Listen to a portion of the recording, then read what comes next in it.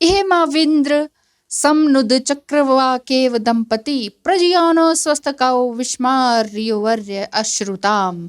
अर्थात हमारी शुभकामना है कि देवों के देव इंद्र नव दंपति को इस तरह एक करे जैसे चकवा पक्षी का जोड़ा होता है। विवाह का ये पवित्र बंधन आपके कुल की वृद्धि और संपन्नता का कारक बने। नमस्कार, स्वागत है आपका नंदी एस्ट्रोलॉजी चैनल पर। कौन नहीं चाहता कि उसका विवाह हो और विवाह पश्चात वैवाहिक जीवन सुखमय व्यतीत हो, संतान हो, पारिवारिक सुख हो, छोटी मोटी नोकझोंक हो तो हर जगह होती है, पर कोई बड़ा क्लेश ना हो, ये सभी चाहते हैं। परंतु अक्सर होता ऐसा है कि विवाह के पश्चात, चाहे वो प्रेम विवाह हो या अरेंज्ड मैरिज, तो वैवाहिक जीवन से प्रेम अदृश्य हो जाता है, ऐसा प्रतीत होता है। व्यक्ति धनी तो है, पर वैवाहिक जीवन में कटुता के कारण वह सदा अंदर से स्वयं को निर्धन समझता है।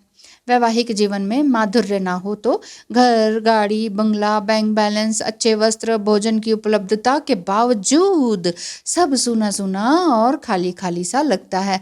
ऐसा इसलिए होता है कि कुंडली में कई बार ग्रहों की ऐसी स्थिति, ऐसी युति, ऐसी दृष्टि हो जाती है जो वैवाहिक जीवन को नष्ट कर देती है, और हम कुंडली के दोषों का निवारण किए बिना जीवन को घसीटते रहते हैं। इसीलिए पता होना चाहिए कि हमारी कुंडली में दोष किस प्रकार के हैं। चाहे आपका प्रेम विवाह ही हुआ हो तो, लेकिन इसके बाद भी आपको कुंडली एनालिसिस या कुंडली का विश्लेषण अवश्य करवा लेना चाहिए। आइए जानते हैं कि कुंडली में ऐसे कौन कौन से योग बनते हैं जिसके कारण वैवाहिक जीवन प्रभावित होता है। जी हाँ, तो यदि 7वें भाव में, पहले आपके मैं ये बता देती हूँ, 7वें भाव में गुरु हो, नीच राशि में ना हो, पाप ग्रह में, पाप प्रभाव में भी ना हो, तो विवाह बहुत अच्छा चलता है।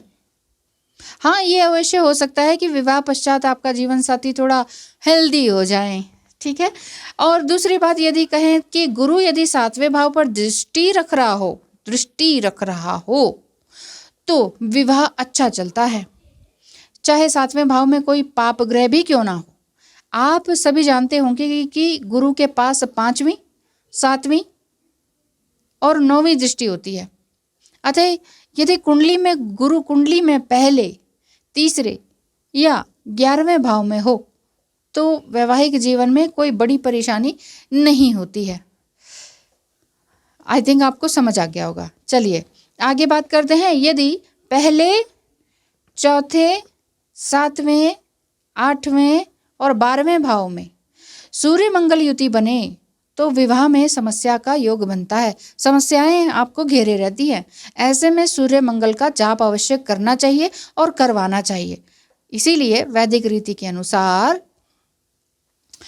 पूजन हवन की व्यवस्था की जाती है, और किसी ज्योतिष से सलाह लेकर मशवरा करें, या फिर मैं हूं ना, नंदी एस्ट्रोलॉजी में आइए और अपनी कुंडली के अनुसार रत्न भी धारण करें, और साथ ही ये भी पता करें कहीं सूर्य मंगल युति तो नहीं बन रही, विवाह में किस तरह की अड़चन आ रही है और उसका निवारण किस प्रकार से हो सकता है, ये जरूर पता करवाइए। तो चलिए आगे बात करते हैं। यदि अष्टम भाव में मंगल राहु युति बने तो बहुत अधिक समस्या रहती है, क्योंकि दोनों ही पाप ग्रह हो गए, और विशेष रूप से पति पत्नी के स्वास्थ्य पर विपरीत प्रभाव पड़ता है। मंगल राहु आ जाते हैं तो शारीरिक समस्याएं, दिमागी रूप से समस्याएं, लड़ाई झगड़ा, ये ज़्यादा चलता है।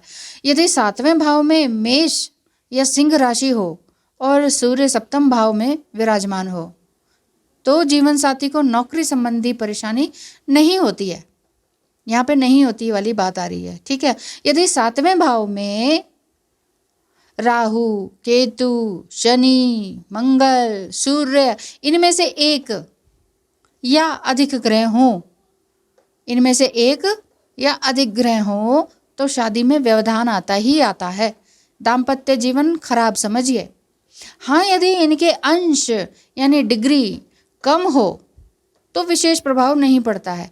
तो इसीलिए कहते हैं, चाहे आपकी प्रेम विवाह हुआ हो या अरेंज मैरिज हुआ हो, कुंडली नहीं मिला के किया गया हो, विचार नहीं मिल रहे हों, दिन पर दिन लड़ाई झगड़े होते हैं, हर 15 दिन में कुछ ऐसा हो जाता है कि बस वो उत्तर तो मैं दक्षिण, तो फिर कुंडली एनालिसिस एक बार ज़रूर करा लेना चाहिए, क्योंकि उपाय ज़रूर होता है कि अब क्या किया जाए, है ना। तो इससे रास्ता मिलता है, नहीं तो ज़िंदगी को ऐसे ही घसीटते रहने वाली बात हो जाती है। चलिए बात करते हैं लग्न में राहु, केतु, शनि, मंगल हो तो दाम्पत्य जीवन में दिक्कतें आती हैं, बशर्ते ये ग्रह बलवान हो। ठीक है, दिक्कतें आती ही आती हैं। लग्न और सप्तम भाव में कोई भी ग्रह नीच राशि में हो तो दाम्पत्य जीवन में बहुत परेशानी आती है। उदाहरण के लिए यदि लग्न में शनि अपनी नीच राशि मेष में हो, ठीक है, तो वैवाहिक जीवन में भारी समस्या आती है। अब भारी समस्या पैसों से, प्रेम से और सभी तरह की समस्याओं से संबंधित है। लग्न और सप्तम भाव में कोई भी ग्रह नीच राशि में हो तो दाम्पत्य जीवन में परेशानी होती है। ठीक है ना।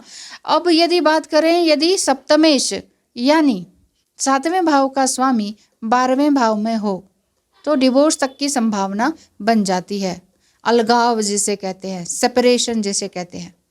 एक बार फिर से, यदि सप्तमेश यानी 7वें भाव का स्वामी जो है वो 12वें भाव में हो तो डिवोर्स की संभावना बन जाती है, क्योंकि 7वां भाव विवाह का होता है और 12वां भाव बंधन मुक्ति का होता है। तो विवाह क्या है? प्रेम बंधन है, और बंधन से मुक्ति का मतलब डिवोर्स हो गया। इस तरह का योग विवाह के बंधन को तोड़ने का कार्य करता है। यदि आपकी कुंडली में है और आपका बिल्कुल नहीं बन रहा है लेकिन प्रेम है, फिर भी डिवोर्स होने का पूरा चांस है, ये चीज़ है। और अगर दोनों ही विवाह के पश्चात प्रेम करते हैं लेकिन डिवोर्स जैसी स्थिति दिख रही है तो भी उसका उपाय होता है। ज्योतिष में उसके भी उपाय होते हैं। आप एक बार कुंडली एनालिसिस करवाएंगे तो आपको पूरी अच्छी तरीके से जानकारी मिल जाएगी। यदि शुक्र और सप्तमेश 8वें भाव में हो तो वैवाहिक जीवन में कष्ट होता है। शुक्र और सप्तमेश 8वें भाव में हो तो वैवाहिक जीवन में कष्ट आ जाता है। तो ये आज हमने जाना कि वैवाहिक जीवन आपका किस तरह से है। देखिए, कई बार ये होता है कि डिवोर्स होने को होता है और दोनों ही एक दूसरे का मुंह तक नहीं देखना चाहते, तो वहाँ तो डिवोर्स ले लेना संभव होता है। और यहाँ अगर कुंडली में भी लिखा है तो फिर ले लेना चाहिए और आगे अपने कर्म करने चाहिए।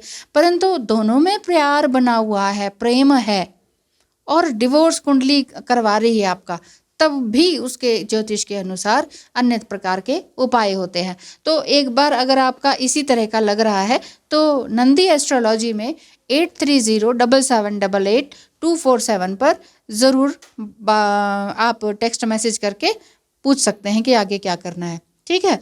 तो इसी तरह से अगर आपको अपनी कुंडली में और भी चीज़ें जाननी है, अपना करियर, अपना फाइनेंस, बिजनेस और मैरिड लाइफ, उसके बारे में जानना है तो ज़रूर कांटेक्ट करें। या आपका वैवाहिक जीवन अगर अभी अभी शादी हुई है, सब अच्छा चल रहा है और बीच बीच में थोड़ी सी गड़बड़ होती है तो थोड़ा डर सा लग जाता है, अगर ऐसा है तो भी आप कुंडली एनालिसिस करा सकते हैं, जिसमें कि आपको पता चल जाए कि शादी बहुत अच्छी तरीके से टिकेगी या इसी तरीके से चलता रहेगा, या आगे कुछ सेपरेशन या डिवोर्स की स्टेज तो नहीं आने वाली है। तो ये चीज़ें पता करना बहुत ज़रूरी है। इसके बाद जीवन आप एक चैन की सांस लेके रिलैक्स होके लाइफ को आगे अच्छे से बिता सकते हैं।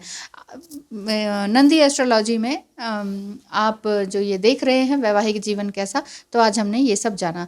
तो आप ज़रूर कांटेक्ट कीजिएगा 8307788247 पर। धन्यवाद। आपका दिन शुभ हो।